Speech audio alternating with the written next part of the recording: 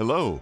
Yossi Media, in partnership with the American Heart Association, is proud to present a conversation on hands-only CPR, sponsored by Elevance. Hands-only CPR is a crucial skill that can save lives during cardiac emergencies. It's simple, effective, and easy to learn. In the United States, thousands of people suffer cardiac arrest outside of hospitals every year. Immediate CPR can double or even triple their chances of survival. Today, we're here to empower you with the knowledge and confidence to act in these critical moments. Every second counts when someone's heart stops, and your actions can make all the difference. We encourage you to join the nation of lifesavers. You could be the difference between life and death for someone experiencing a cardiac event. On today's show, our CPR trainer, Quay Childress, CPR rescuer, Kelly Allen Gray, and CPR recipient and survivor, Monique Lowe. They will share their insights, personal stories, and practical tips to help you become a lifesaver. Stay tuned as we discuss the importance of hands-only CPR, demonstrate the techniques, and inspire you to get trained. Your heart health matters, and together, we can make a difference. Thanks again to our sponsor, Elevance. With the support of the Elevance Health Foundation, we worked to address health inequalities and strengthen our communities across the country. And now, here's Sybil. Hi there, I'm Sybil Wilkes, and welcome to Check In and Check Up for Your Health. This is the CPR edition. What is CPR? It is a necessary action that we should all learn. Did you know, in fact, a couple of different things? First of all, heart disease is the #1 killer of women. Killer of women. It's not breast cancer, it's not a broken heart, but it is in a sense because cardiac disease is very serious, and a lot of times a death can be prevented if we learn the right steps, and that includes learning how to do hands-only CPR. And we're here today with some incredible women to talk about hands-only CPR. What is it? How do we do it? And how has it saved other people's lives? That's really important. First of all, let's join our guests here and welcome in Quay, who is going to teach us how to do hands-only CPR. Monique, welcome in. Thank you so much for joining us. You are going to tell us your story. You are a survivor. And then our friend Kelly Allen Gray is here. And Kelly, you have saved someone's life with CPR. Yes. How great is that? We got us all right here. I'm just going to ask the questions, but they are going to tell us their stories. And Quay is going to show us how we can do this to save the lives of others. So stay with us. It's probably one of the most important shows you're ever going to watch, that you're ever going to be a part of. And knowing this, I'm going to give you a couple of other facts. First of all, not only is cardiac disease the #1 killer of women, but we are also those who are most likely to die from a cardiac event if no one is there to help us with CPR. About 40% of Black women and Hispanic women will die away from a medical facility because no one is aware of how to do CPR. If we know it, we can save so many lives. And if people around you know it, they may be able to save your life as well. So let's get started and let's talk about this. And so, Quay, I just want to thank you and just introduce yourself a little bit because Quay is not only a CPR instructor, but you also work with the American Heart Association. That's right. And Sybil, I just want to make sure that I take the time to thank you. It's platforms like yours that give American Heart Association a voice to where we're able to share hands-only CPR. And we've done this for years and years. And also with the partnership of Elevance Health Foundation. Yes. Through them, we've been with them since 2012, Sybil. Wow. I know. So with that, over 11 million people have learned the skills that we're going to learn today. My God. Okay. Yes. All right. So even more about me, I am also a product marketing manager at the National Center of the American Heart Association. Okay. So I'm in a department called ECC, which is a fancy term for Emergency Cardiovascular Care, which is CPR. Wow. Well, CPR, I thought it was hard enough saying cardiopulmonary resuscitation, but you see, like, okay, all right, cool. How long you been doing this? Oh, I've been with the AHA for almost a decade now. Wow. Yes. And so how did you decide to become an instructor? Because that seems to be a lot of responsibility. It is. It truly is. So I was on Heart Walk team. I've been on different teams within the association. And then when I got back to the National Center, because I started out as an intern.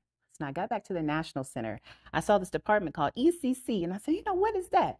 And so as I've gone through the department and understand the importance of hands-only CPR and CPR and how it affects Black and brown people like us, especially women, I had to learn it. I had to be able to share that with others who look like us and who don't look like us. So let's talk about hands-only CPR, because a lot of people get freaked out, if you will, and want to know, oh, I don't want to be kissing on nobody, I don't want, and all this other kind of stuff. This is only thing you need to touch is your hand on someone else's body. It's probably going to be closed too. Never mind. So it is really important that, we make that distinction. That's right. That's right. So you do have two types of CPR. You do have the conventional, which is, doing the compressions with your breaths, the 30-2 situation, but you have the hands only, which we're talking about today. And the reason why that works is because when you go into cardiac arrest and the heart stops, you are externally pumping that oxygenated blood by way of pumping the heart. Okay. Exactly. And so that's why it works. We have about, who you ask, we have about 8 minutes of oxygenated blood in our bodies. So when that heart stops, you're pumping that oxygenated blood, which is important because you're keeping those vital organs alive, right, like your brain. Right. Well, some of it's not so vital. But can you talk about the difference, or if there is one, between cardiac arrest and a heart attack? There's a big difference. I'm so glad you're asking that, because when we see heart attack, really truly anything related to the heart, we say heart attack, right?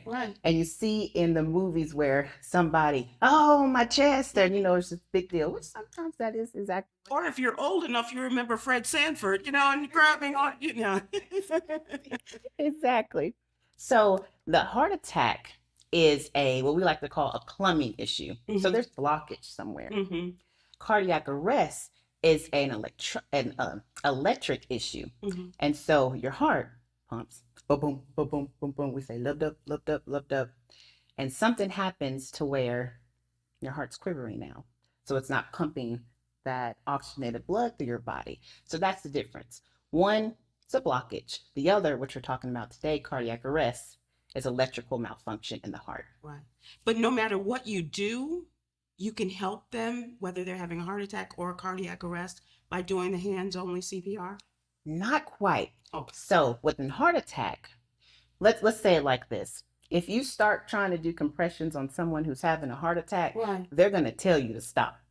Oh, okay. Because they are alert enough to tell you, hey, this hurts, man. What are you doing? Right. But if somebody has a cardiac arrest and you tap them and you're trying to see if, they're responding in any way, kind of scan to see if they're breathing, they may have kind of shallow breathing. But then that's when you press hard and fast in the center of the chest. Right. And do the number of compressions. We're going to do all of that, the song that's in your head and doing all of that. But one of the other things too is to immediately get somebody at 911 to help you through this, right? That's exactly right. So the AHA always says there's 2 steps to save a life. Okay. 1 is call 911, and 2 is press hard and fast in the center of the chest. Easy, right? It sounds easy. I mean, and it will be once we get accustomed to it, That's exactly this right. becomes of our activity. All right.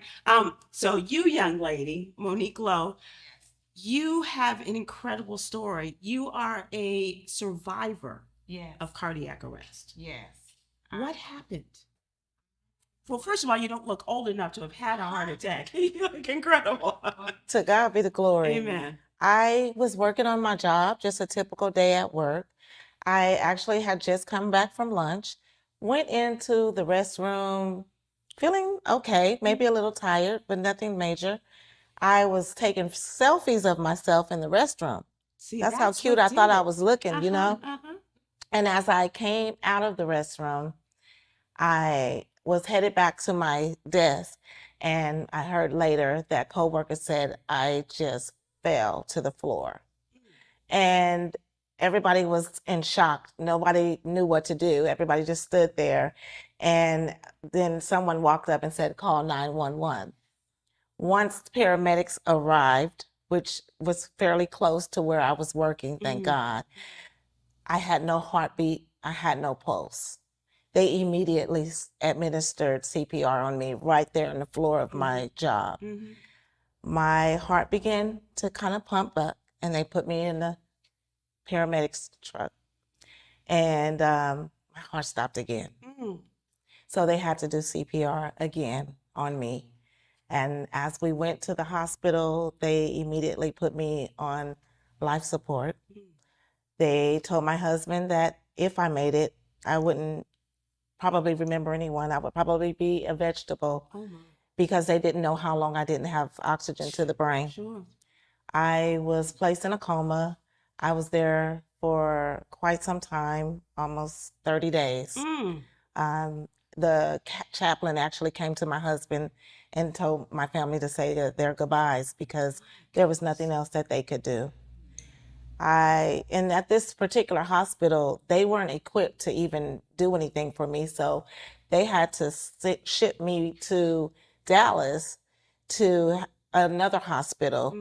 And on the way there, they had someone in the paramedics truck doing what she was just speaking about all the way there. And once I got there, they just told my husband, you know, we're going to see what we can do. She's not out the woods, but because of her age, I was 40 at the time, then we may be able, but it doesn't look good.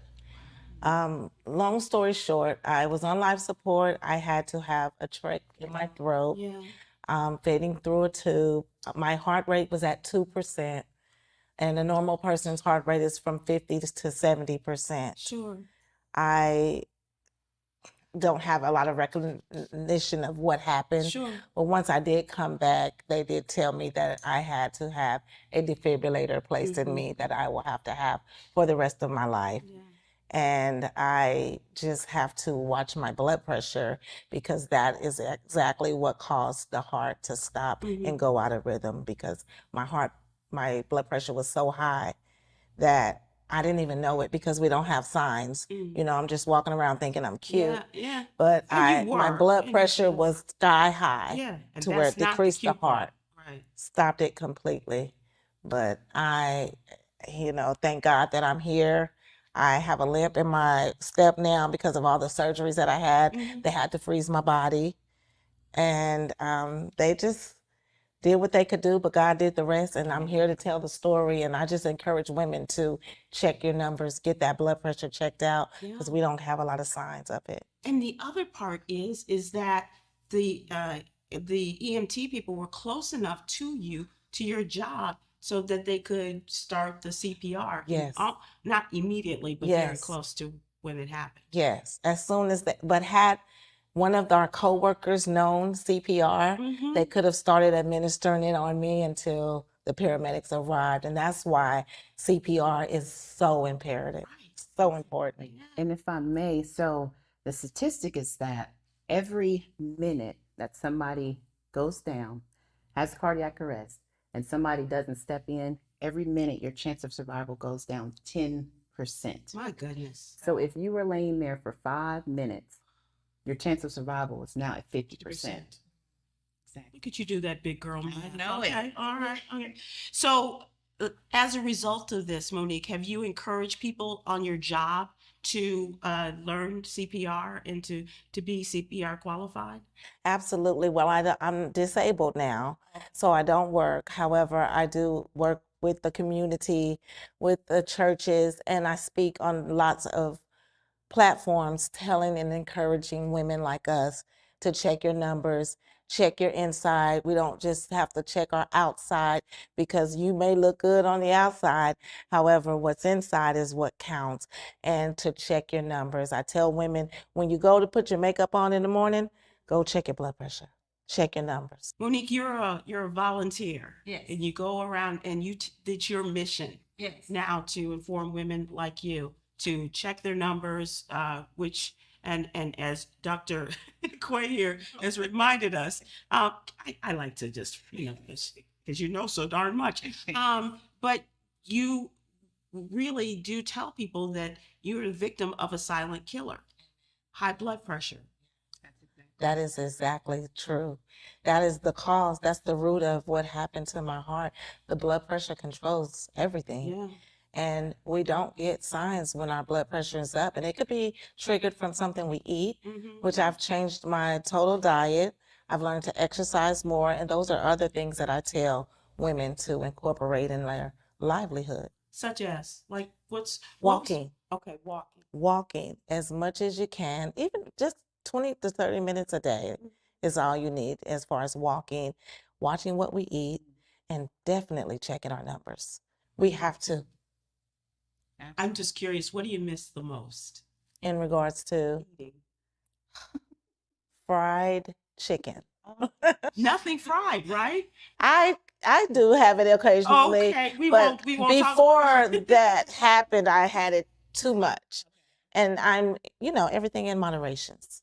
Yeah, so I still have it occasionally, but just high in salt. Anything high in salt is not good for us. And we have to watch our cholesterol, of course. And so now I'm on medication and I check my numbers and I watch what I eat. And do you tell people that they could give you a heart attack at any moment to ease up on you? I don't. What I do say is don't make my defibrillator go off. Because it's actually gone off twice since I've had it and it is not fun. It's not cool at all. And what did you do? The first time I was so much in shock because I wasn't educated on what happens when it comes. And it feels like a horse is kicking you in the back and it comes out of nowhere. So I just went to the hospital and they checked it and everything, but they told me, you really don't have to come to the hospital. You just sit down and relax and it'll go away. But I'm going to. I'm coming. Yeah, that's Yes. what you're here for. Exactly. But the thing about the defibrillator, it's good to have because if it happens again, of course, it'll shock my heart back into rhythm. However, my downfall on that is I have to get the battery changed every 6 to 8 years. And that's surgery. And this is something that I'm going to have to do forever. So mentally, that kind of bothers you, but God continues to show me that I'm covered, I'm a miracle, and I'm here to give him the glory. So if I'm not mistaken, the machinery, the defibrillator, is just right under the skin. Yes. Is that right? Yes. Okay, near your heart. Correct. Okay. I had an uncle who had it, and he showed me a scar, but it wasn't that exciting. But it's not invasive. It's not invasive. The thing about it is a lot of people get the defibrillator confused with a pacemaker. Got it. And they're two separate things, Okay. just like a heart attack and cardiac arrest. Got it. Okay. The defibrillator is just more or less of when I do get it, the battery changed, they're just cutting the skin, taking it out, putting the battery in and putting it back, and then sewing me back up. So it's not blow it off or anything? I have no idea because I'm under. I'm absolutely out, Yeah. which is like, I don't good. like that, but they have to do it. I am praying, and I've heard cardiologists say that there will be a lifetime battery in the future. So that's what I'm praying. Better safe than sorry. Right. I'm going to come in every 5 years, Doc. I'm not even going to wait for 6 or 8. Yes. What a story. Thank you for sharing. Thank you for having me. And like she said, I piggyback on that. Thank you for this platform and giving this knowledge because it's so needed. I think every household should have a CPR class so they can know. I keep my grandchildren and I'm like, what do I do if something happens to them? I'm not even going to know. So thank you and thank you. And before we get to Kelly, let's talk about, speaking of equipment, what is the AED? An AED is an automated external defibrillator. Okay. And so we'll see it sometimes at maybe airlines or, They take up a lot of room in the overhead, yeah. overhead compartments. Right. That's right. Or at airports, rather, is what I meant. So a lot of times they'll have a heart with a little lightning bolt in there. And what that does is externally, it provides a shock through you to your heart in hopes that that quivering that's happening because of your cardiac arrest, it resets it and starts it again. Very, very important. However, as you were saying in the beginning, that about 70% of cardiac arrests that happen don't happen in the hospital. Right. They're out of hospital cardiac arrests. So that means you're at work. Yes. It means you're at the park, you're at the movies, whatever the case may be. But of that 70%, less than 5% of those cardiac arrests use an AED. Wow. But if you use an AED within the first minute of a cardiac arrest, your chances of survival are 90%. How can we, is it expensive to have? The prices are coming down. So we do have a number of So people. it's like the old VCR. It used to cost like $1,000. How you get one? Well, now they just give them away, but it is coming down. That's right. The Okay. prices are coming down, and the AHA is doing so much work to be able to provide AEDs within the community. So if some and companies as well, companies are partnering with us, understanding the need of an AED so that they have them there. They're training their employees on how to use an AED, and it's super simple. We'll learn. But yes, they're becoming even more available, which is great. And is this anything like what they show on, I don't know, Grey's Anatomy, and they clip and then they clear and the paddles and all that? Is it all of that? So funny enough, the AED, that's funny. The ones that are actually in the community were designed for people like us. So it's as simple as turning it on, locating it, turning it on, and letting it tell you what to do. AED for dummies. Okay. Not you guys. I'm just talking about Kellyanne Gray, you helped save someone's life. What happened? I did. It was Saturday, March 2007. It was the end of spring break for my niece, who was her first year in college. So it was her first spring break, and it was the beginning of the other kids' spring break in my family. And so we're at my sister's house, and we're just hanging out. And my mom, who lives just a couple of blocks away, she comes over on her walker, and we're like, "Mom, you know, why didn't you call us? We would have come and picked you up." And she says, "No, I just wanted to get out of the house, and I knew y'all were all here." So she sits down at the kitchen table, and we're sitting there, and we're laughing, talking, have had some lunch, just hanging out. And my mom is sitting there at the head of the table, and all of a sudden her eyes roll back, and she starts to fall forward. And it was just, you know, how you don't think about what is happening. Everyone just started moving. And my sister, who is the most dramatic of my sisters, she dialed 911. My other sister moved all of the kids to the back of the house, and I caught my mom, and down on the floor we went. When I was in high school, my first job that I had was I was a lifeguard. I'm a Black woman who likes to swim. I don't care about my hair. I love the water. And so I was a lifeguard. So we had to do CPR So you training. learned it then? I did. And I was 16 years old. I have never done CPR. And until the other day, I had never even talked about this. So I'm doing CPR on my mom. I'm breathing into her mouth, and I'm pushing, I'm breathing, I'm pushing, I'm breathing, I'm pushing. I can hear in the background my sister arguing with the 911 operator, because the 911 operator can hear the kid. And she's more focused on the kids crying and screaming, than my sister saying, "Hey, My mama's down here. Yeah, we need somebody help." over. Yeah. And so my mom came too, and about the time my mom was coming around, the ambulance, the paramedics were They were coming through the door. And so I moved out of the way.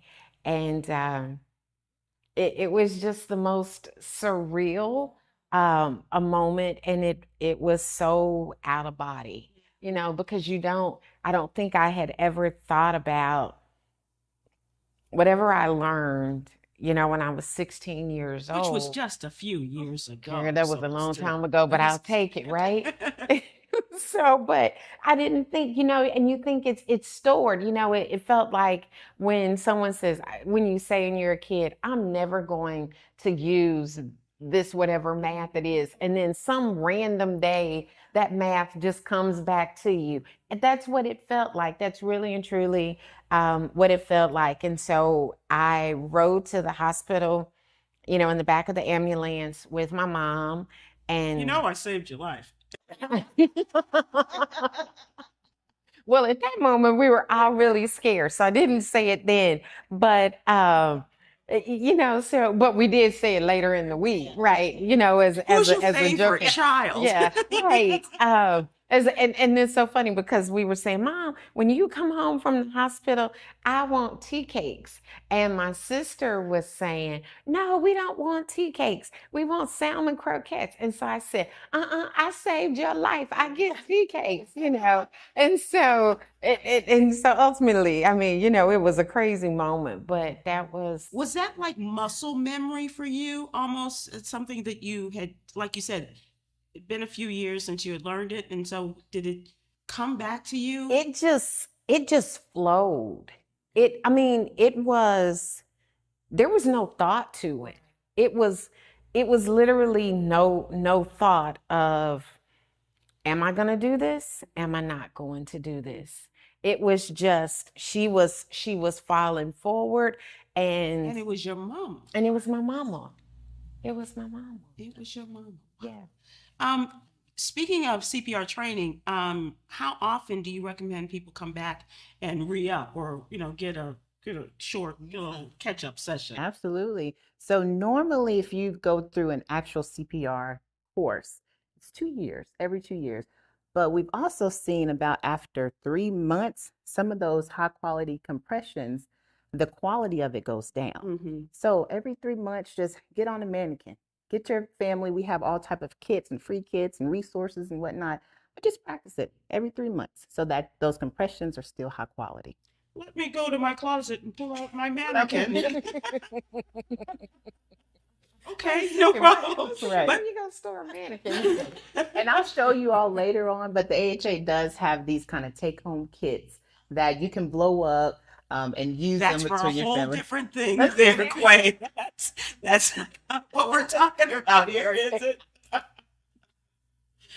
Okay. I try to lighten the mood because this is a serious subject, but just to know, like every 3 months. So let me ask you this, Kelly Ellen Gray, did you go and did you re-up and learn proper CPR techniques No, after? because until just right now, I didn't know I was supposed to. Mhm. I was a lifeguard that summer. Mm-hmm. And then the next summer, I did something else. And then, Sure. I just kind of moved on. But it came back It to did. you. It Awesome. did. Did you have a song in your head? Because that's something else, No. right?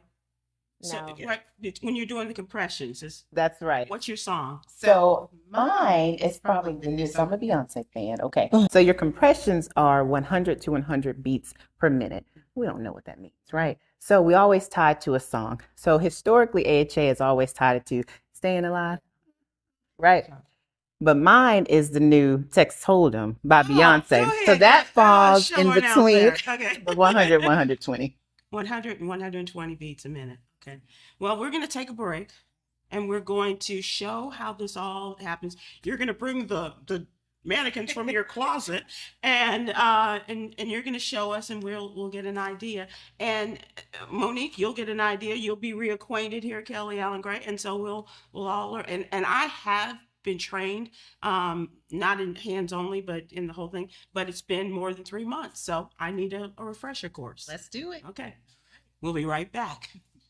Hi, welcome back to Check In and Check Up for Your Health. I'm Sybil Wilkes, and we are here. Actually, you're at Yogi's Yoga. You may have heard about it, but we have a yoga studio, and we are using the space here to learn how to do CPR. That is what we're here for. And we have our instructor, Quay. And Quay, you're going to show us how to do this. We have a man and a woman, because there are differences. We are endowed in different ways. And this, sometimes will impede our progress maybe. But you're going to show us the difference, as well as, and it's very quick, but we're also going to talk about using the AED. That's right. Right? That's the electronic automated device. Yes, automated external defibrillator. Okay. AED. I'm going to need that in a Jeopardy question one day, so I'm going to hold on to that. So let's get started, and then we'll continue our conversation. But let's get started with this. Where would you like to start? Sure thing. So, as I've been saying, there's 2 steps to save a life. 1, call 911. 2, press hard and fast in the center of the chest. And we have 2 mannequins here. 1 male, as you said, and 1 female. Mm-hmm. And a lot of questions that we get is, okay, the reason why actually we get these questions about females is because there is this stigma. People already don't want to do CPR. Mm-hmm. So we said, okay, per the science, hands-on CPR works. So you don't have the mouth, right? Unless you're just lonely. And then when you're female, there's some type of stigma around it with touching breast. Everybody say it, breast. We have breasts. It is okay, right? Fellas, we have breasts. That's right. Especially when you are saving a life. I'm telling you, if I go down, if my mom goes down, if my grandma goes down, neither one of us is going to care, right? And then on top of that, so we already don't want to do CPR. So we can do hands-on CPR. Mm-hmm. Then if you're a female, you already have a stigma. So think about when you're adding if you're a Black woman and what that looks like. So that's why this is important.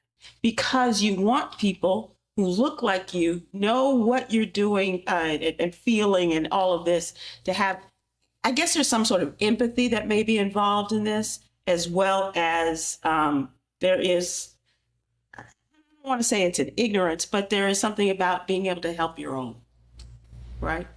And not to mess up their hair too. Okay, so where do we start? All righty. So, like I said, 2 steps to save a life. You're all going to get this by the time we leave. Everybody's going to get this. Mm-hmm. Call 911, press hard and fast in the center of the chest. But outside of that, if you see a teen or adult go down, so they're there at the table, they're at work, and they just drop, first you want to assess the scene. Make sure there's no electrical or anything, that happens. When as we're walking up, we're kind of observing and making sure. And then you want to tap and shout, hey, are you okay? Are you okay? See if they're responding to you in any way. Maybe they just fell out. Maybe whatever the case may be. If you tap them hard enough, they're going to show some signs if they're not in cardiac arrest. So don't worry about it. And then from there, you want to point at somebody and say, call 911. We have got to activate the chain of survival, which means we got to get EMTs here. And then from there, pressing hard and fast in the center of the chest. Did you have to do that, or your family knew just to call 911, or did your superwoman come out, or do you remember? I don't even remember. Yeah. I don't. I think everyone started just kind of moving. And somebody took care of those loud kids too, didn't they? Yeah. Locked them in a room. All right, so where do we start? Let's do it. All righty. So first thing that you do want to do is, just in case somebody goes down on the bed, you want to get them on a hard, flat surface. So, and it's okay if you got to drag them and they hit their leg or something like that. Clinically, they're out of there. They're gone. They're deceased. So if they have a bruise on their leg, I promise you they're going to get over it, right? All right. So now you have them flat on the ground. You assess the scene. You've made someone call 911. Now it's time to get on the chest. All righty. So what you want to do is, I like to take my dominant hand, I'm right-handed, and I like to put it right in the center. You're going to do between the nipples. Everybody say it with me. Nipples. Nipples. It's okay. Everybody got nipples for the most part. Okay. So now You're you're you're putting it right in the center of the chest, and you're pressing hard and fast. So go ahead with Texas Hold'em. You want me to sing? Yeah. That's not one of my talents. Okay. Come on. Just sing Texas. You know. So lay your cards down, down, down, down. Right? That's 100 to 120 beats per minute. Can you do that with Too Short? You know what? There's a few songs. We actually have a playlist. It's called "Oh, Don't Drop the Beat." It's on Spotify, and it has everybody from Patti LaBelle to Taylor Swift to Beyonce. And the one I learned was Staying Alive. Staying Alive. Staying alive. Staying alive. Okay. That's right. Okay. That's exactly right. And so, y'all see how easy and simple that is? Keep your arms straight, right in the middle of the chest, down and up. Just like that. Now, I won't say it does get tiring. It does, because you are externally pumping that heart. But it's so simple to be. So what if it does exhaust you? Yes. So if there is somebody, you can teach somebody within 10 seconds. Tap out. That's and right. you say, okay, it's your turn. You just switch. Okay. Now you want to make sure that you're keeping those compressions going. Mhm. Exactly. So if I'm on the chest and I say, okay, Sybil, I'm getting tired, my quality is going down. I got you. You're on. And I go and do it. Okay. Exactly. That's exactly right. For the woman, we're going to do that as well. But what about children? Yes, that's important. So when you have an infant, it's a little bit different. Sure. An infant is different.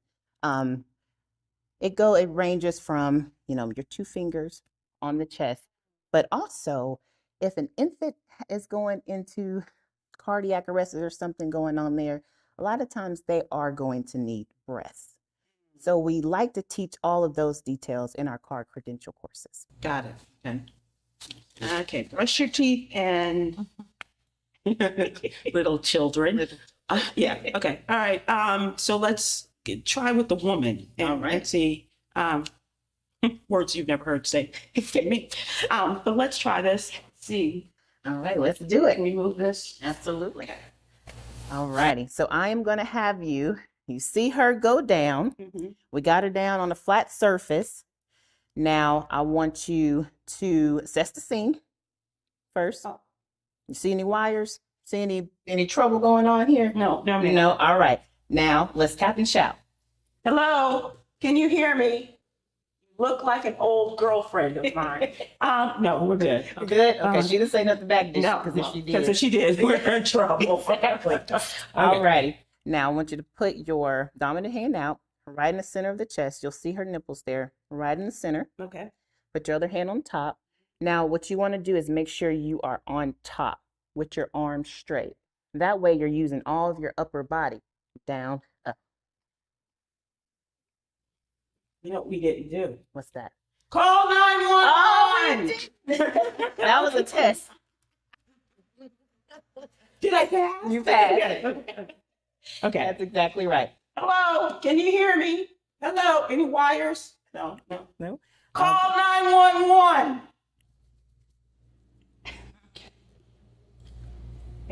On top of her, arms straight.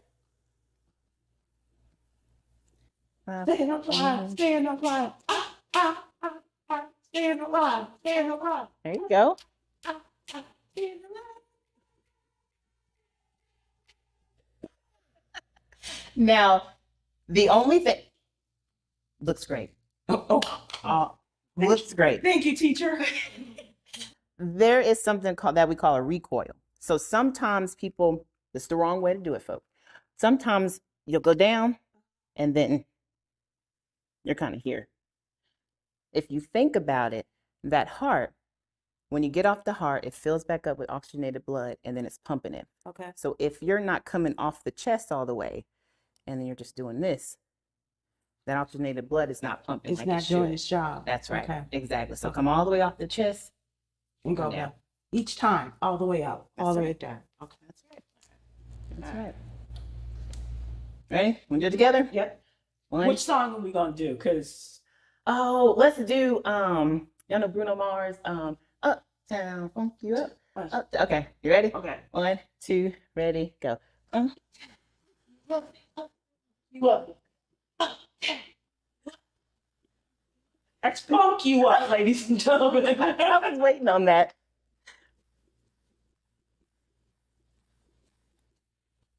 There you go. All right. See how simple it was to learn? Yeah. Okay. It's your turn Ready? to be reacquainted. It's been a couple of years, and it's your turn. Okay. Okay. I've never done this before. Oh, perfect. This is absolutely perfect. We'll move out of your way. We're going to trade places. Okay.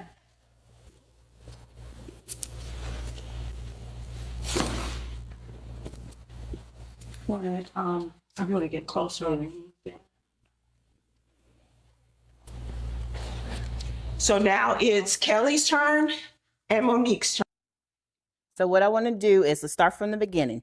You see a teen or an adult go down. So I want you to assess the scene as you're walking up. Everything looks good. Everything looks clear. I want you to tap and shout. Hey, are you okay? Tap pretty hard now. Try to wake them up. Neither one of them said anything. So now what I want you to do is identify me by way of my shirt. So say something like, you in the polka dot shirt, call 911. Okay, go ahead. You in the polka dot shirt, call 911. There we go. Exactly. So that identifies somebody instead of somebody down 911. Exactly, right? All right. And then from there, somebody's calling 911. So now we're pressing hard and fast in the center of the chest. Arm straight on top. And then I'm going to do a beat for you.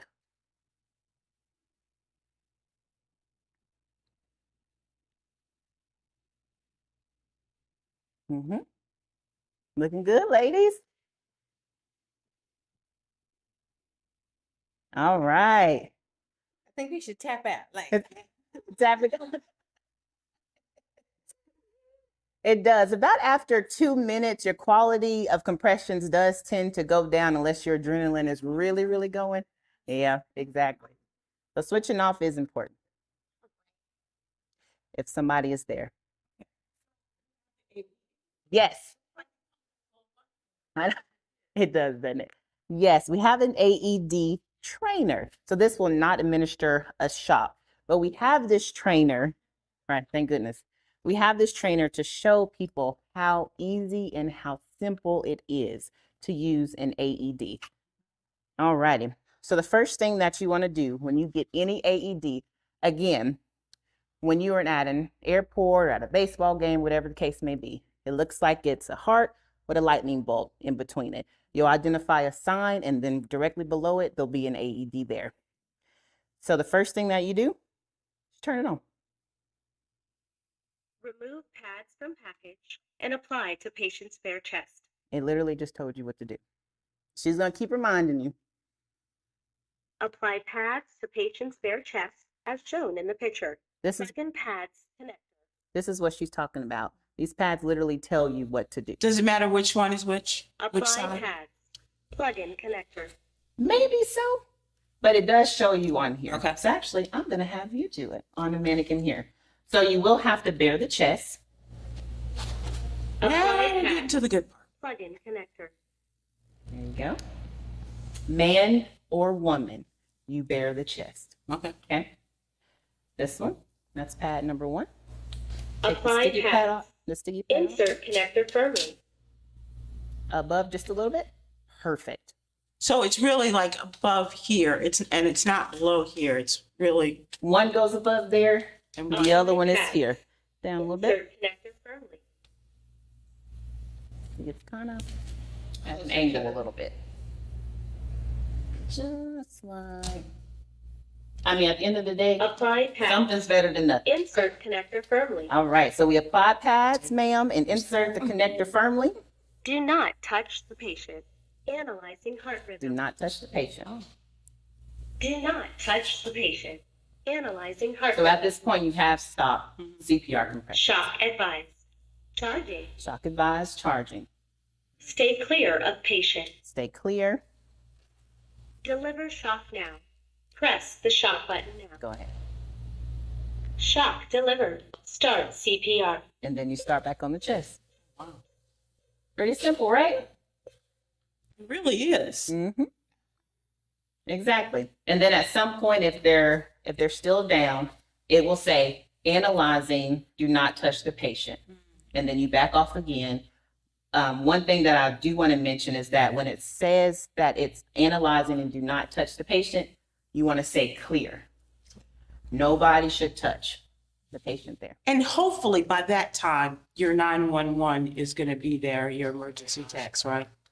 It depends. It could be that 5 minutes, it could be that 8 minutes. But remember, like we said in the beginning, is that within the first minute of somebody going down from a cardiac arrest, if you get an AED on them and it administers a shock, their chance of survival is 90%. Right, right. There's a lot here. There's a lot here. For people who said, I'd like to do this, I don't have a lot of time. How long should a class last? How much time should you devote yourself? You don't even have to take a class. You can go to heart.org/nation. There are videos there, 60-second videos, 30-second videos that will teach you the life-saving skills of hands-only CPR. And it will show you, just like we did here. And it's so important because you can be ready for someone else, but who's going to be ready for you? Right. And so share that video, share those resources, share those tools. It takes you 30 seconds to learn. So that's the point I was going to make with you, Kelly, is that you are a woman of service. You have served your city as a councilwoman, and now you are really serving with your organization. And so how do you encourage people? How would you encourage people to get involved in this? Because there's still so much stigma attached to this, or a reluctance on people's part to get involved.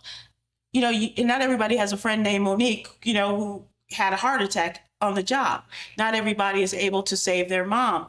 And it's very frustrating because people, we tell them, you don't have to do mouth to mouth. You don't have to do this. You don't have to do the other thing. And you can learn it in a matter of minutes. What's it going to take? And I'm asking both of you, what do you think it'll take to get people up and going and saying, damn it, darn it, I am going to be CPR certified? I think it takes conversations just like this. Seeing people who look like you in spaces that you don't always see people who look like, where we're not always seen. But, going back to the very beginning of this, when you were giving out the statistics, and I thought it was really interesting when Monique said she had high blood pressure and she didn't know she had high blood pressure.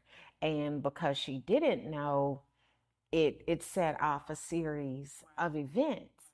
And so our cover looks amazing. We are always selfie ready, but the inside of us, which is our book, is a horrible read because we're not taking care of it.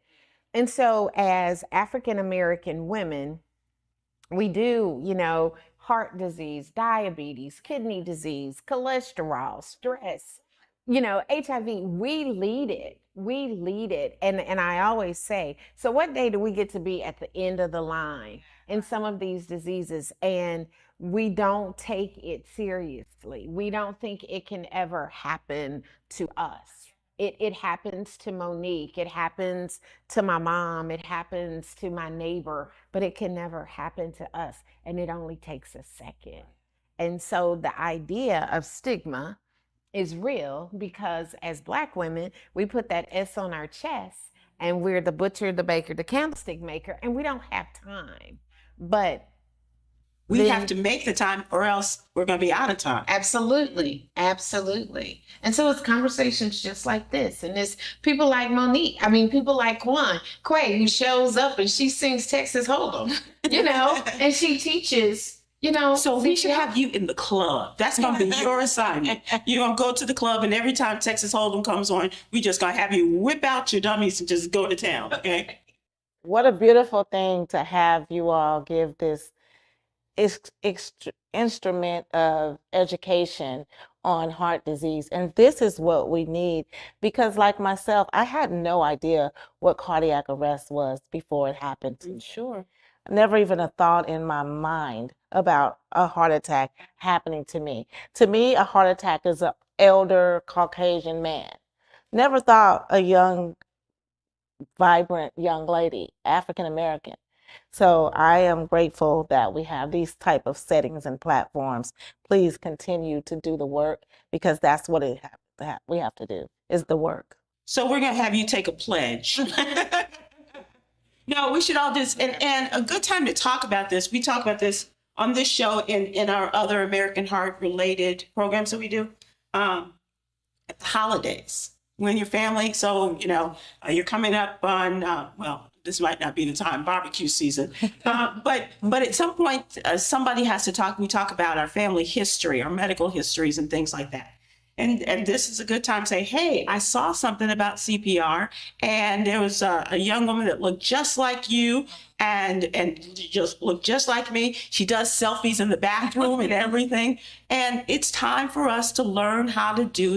As a matter of fact, let me just go to aha.org and we can find out, we can watch it, and we can walk away better educated, full, but better educated, right? Yes.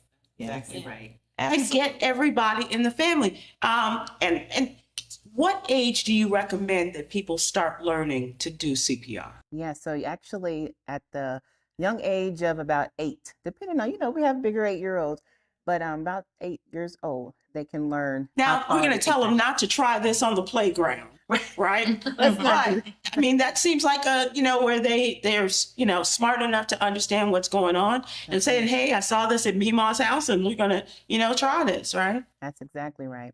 Yes. And yes. But lastly, I did just want to say, just piggybacking off of what you said about being around family, more likely than not, those out-of-hospital cardiac arrests are going to happen at home. And so it's important when you're over Mima's house, Papa's house. I was just over my Papa's house to learn that and be there for them. Have you done this with them? I have. How did it go over? It went really well. I've done this at my church. They're so tired of me probably hearing it, but you know what? That's okay. That's okay. Well, ladies, I want to thank you all very much for doing this. Thank you for sharing your story. Thank you for your time. And thank you for your guidance, Quay. We really appreciate it. We also want to thank you for joining us. This is something that really can save our lives. And if you don't believe me, just listen to these stories of these ladies who have told how it's changed the lives of themselves as well as others. I want to thank our friends at the American Heart Association, and especially the folks at Elevance, who have given so much of their time and been a support system for hands-only CPR. This is what we've been learning today, hands-only CPR. That is the easiest way we can save lives, unless we give them a divorce. But it is the easiest way we can save lives, and it's serious, and it can do a lot. I'd like to take the time to thank all the wonderful women at the American Heart Association. I know that there's some wonderful men, but these are the women that work with us here and help us to do what we do. And of course, we start with Angela Collins, and there is Tracy Bartok, Brittany Glover, and the heart of that organization, that is Arika Kaysen. Thank you so much. Also, a special thank you to Elevance. We can't thank you enough. And through the support of Elevance Heart, more than 11 million people have learned hands-on CPR. That deserves a round of applause. They go to events. They travel throughout the country. Wherever your church events, a lot of times at gatherings, you will see an Elevance organization there. And I want to thank them for that. They've been doing this since 2012. And too many people are afraid to act in a medical emergency. Learn CPR so that you can step in and learn the chain of survival. Now check this out. When the time comes, we must be ready. When every second counts. Act fast. Do not give up. Push hard. Keep pushing when it's all on the line. Be there for each other. Be ready.